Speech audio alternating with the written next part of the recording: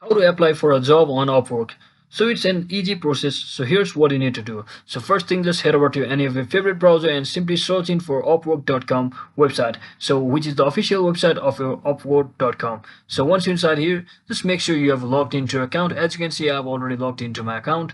So once you log into your account, just come over to this navigation bar and simply click on this find work option over here. Make sure you are on this section. And once you do that, you can see there are a lot of works available for you to do based on your skill. And once you select or prefer find any one of the jobs which you prefer, you can simply tap on it and view its summary just like this. And you can also see the video examples or any reference of that particular job which you want. And you can also see its level, which is intermediate, beginner, or professional. So you can see the fixed pricing over here as well has been shown. So you can also read about the project type.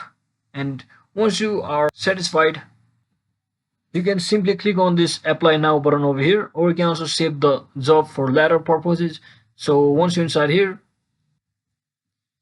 you can simply start sending the proposal. And just remember that this proposal requires 11 connects, as you can see.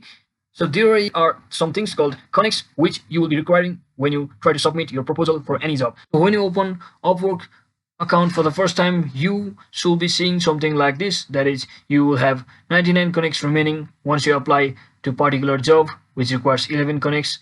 So in my case it's 11 connects. In your case, in your preferred job, it might be different. So make sure to check out that. And once you are satisfied with everything over here, you can simply click on apply. And by providing your cover letter, your best video reference, or any other work reference which you have done in the past, your past experience, your CV, and you can all attach those files over here. And once you're satisfied, you can simply finally submit the proposal. And so that is it for today, guys. I hope this video was helpful. If it was, don't forget to like and subscribe to the channel. See you on the next one.